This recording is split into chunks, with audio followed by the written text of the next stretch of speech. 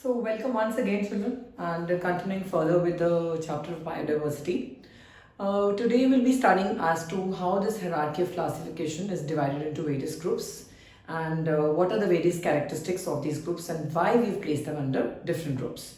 So, the scientists Ernest Haeckel, Robert Whittaker, and Carl Woese. These are the scientists who divided the wide variety of the organisms into five kingdoms. We call it as a five kingdom classification, right? This is said to be five kingdom classification, which was given by Whittaker. So all the organisms which we see around us, they are broadly divided into five kingdom classification, which was given by Ernest Haeckel, Robert Whittaker, and Carl Woese.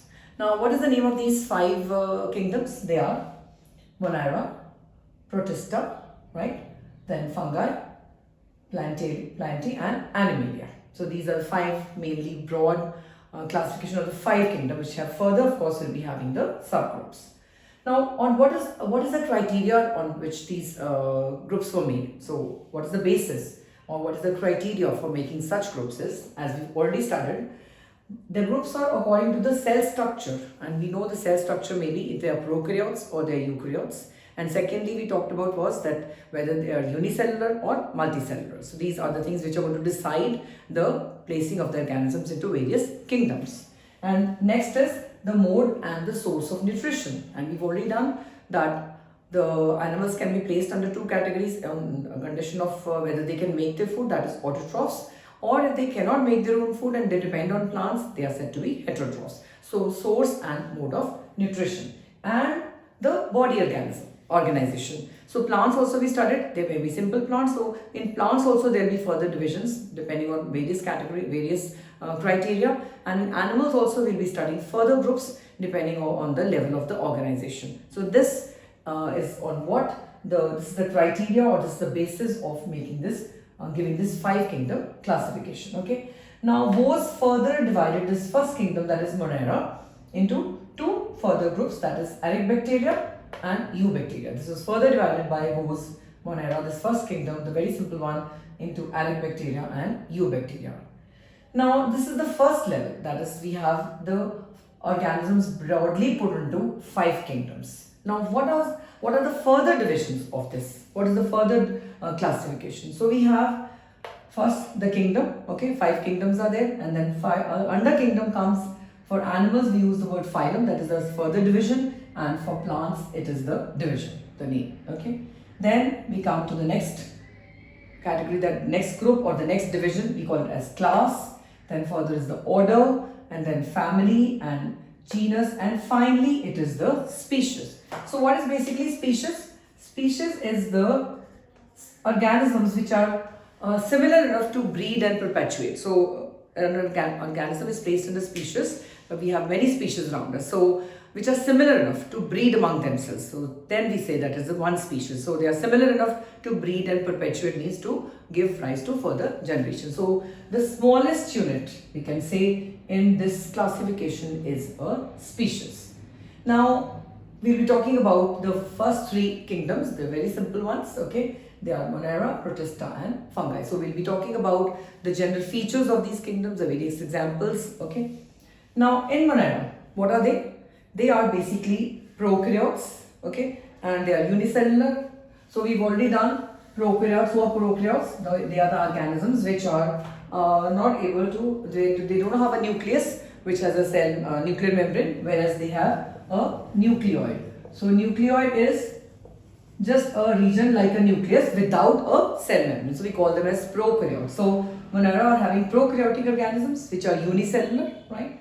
And the cell wall may be present or absent, right? Now the cell wall is present, usually we see in the plant cell. So in Monera also being simplest of the kingdom, so maybe the cell wall is present or maybe it is absent. Also the mode of nutrition can be of two types, that is they can be autotrophic, that is they can make their own food by the process of photosynthesis, or they are heterotrophic, that is they depend on others for food. And examples are, in this very simple organisms, they are bacteria, they are blue-green algae, cyanobacteria and mycoplasma. So the simplest of organisms, they are placed under the Monera, right? Then next kingdom is Protista, right? Now Protista are eukaryotic and they are still unicellular. So eukaryotes, we know they have a nucleus, we've done, with a nuclear membrane. So the organisms which have a proper defined nucleus with a proper nuclear membrane are said to be eukaryotes. Okay. So the Protista are eukaryotic and they are unicellular. And another feature in them is that they have appendages for moving around. What do you mean by appendages? Appendages are some kind of locomotory organelle, locomotory, you can say, parts, you can say, which enable them to move around. Locomotory means movement. So like we have in Paramecium, we have the cilia.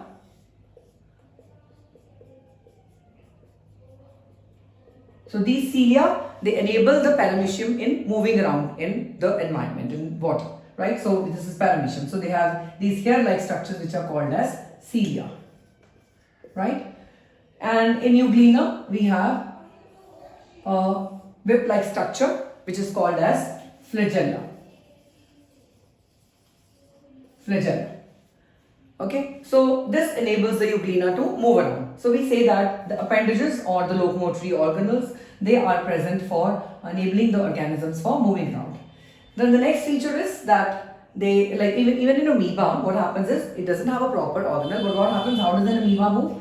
Amoeba has the pseudopodia, that means a false feet. So it extends its cell membrane towards forward and makes it a false foot and it moves forward. Then again it extends the cell membrane which is flexible, the plasma membrane, and it is able to move with the help of pseudopodia or the false feet. Whereas others like the Paramecium and the Euglena, they have proper locomotory appendages for moving around. That is one of the feature of the Protista or protozoa.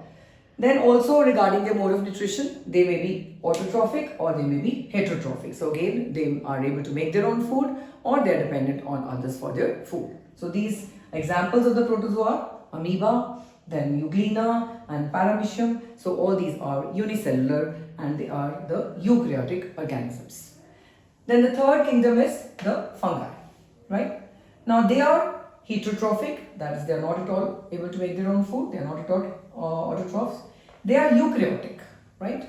And another, that kind of nutrition they have in them is the saprophytic. Now what is the saprophytic nutrition? They feed on the dead and decaying organic matter. They are saprophytes. So they feed on what? Dead and decaying organic matter.